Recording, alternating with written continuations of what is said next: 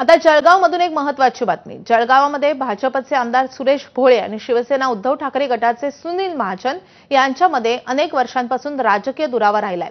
दोघेही नेते एकमेकांवर टीका करण्याची एकही संधी सोडत नाहीत। सध्या मात्र जळगाव जिल्ह्यामध्ये आमदार सुरेश भोळे आणि सुनील महाजन यांच्यामध्ये आगामी निवडणुकांच्या पार्श्वभूमीवर दिलजमाई झाल्याची जोरदार चर्चा रंगली आहे। कारण सुनील महाजन यांनी आमदार सुरेश भोळे यांचं एका कार्यक्रमाच्या निमित्तानं वाजंत्री लावून जंगी स्वागत केलंय।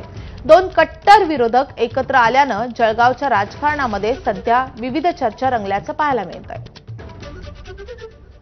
मार्केट कमिटीचे अध्यक्ष सुनील असतील, दिलीप असतील, उपाध्यक्ष असतील, सर्व मार्केट डायरेक्टर इथे भेटले, त्यांनी स्वागत केलेलं आहे। आणि आपली भारतीय परंपरा आहे की बाबा जो आपल्याकडे येतो त्याचा सत्कार करणं, मला वाटतं हे आपलं परंपराप्त धर्म आहे। त्यांनी सत्कार केलेला, आम्ही स्वागत स्वीकारलेलं आहे।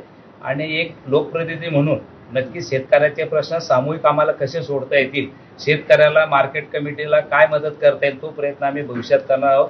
की व्यापारी असतील, शेतकरी असतील, त्यांना काय मदत करता येईल, तो आमचा भविष्याचा प्रयत्न असेल।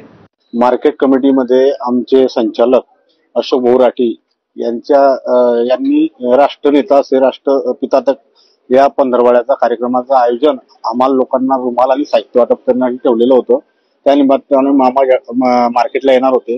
त्याचं औचित्य साधून आम्ही आपली हिंदू संस्कृती की आलेल्या पाहुण्यांचं स्वागत करणे, आम्ही मामांचं मोठ्या उत्साहाने स्वागत केलं। राजकारणात कधीही कोणी कायमचा शत्रू किंवा कायमचा मित्र नसतो, त्यामुळे या चर्चांना काही अर्थ नाही। या